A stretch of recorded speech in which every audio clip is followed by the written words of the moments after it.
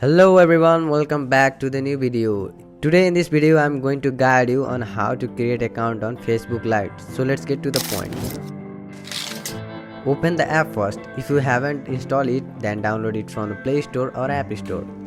Then tap on create new account option and tap on get started option. Add your first name and last name.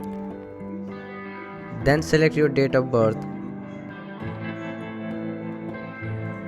and tap on next, and choose the gender and tap on next. Again, add your phone number or you can sign with your email address. Then create a password that you may remember later.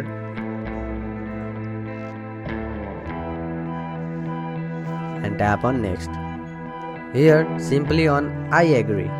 Now a verification code will be sent to your email if you choose the email address, or a code sent to your mobile number if you choose the mobile number. Then enter the code and tap on OK. And now from here put all the things as your desire. So that's it for this video. If this video helped you, then make sure to hit the like button and subscribe for more videos like this. Bye bye guys, see you all in the next video.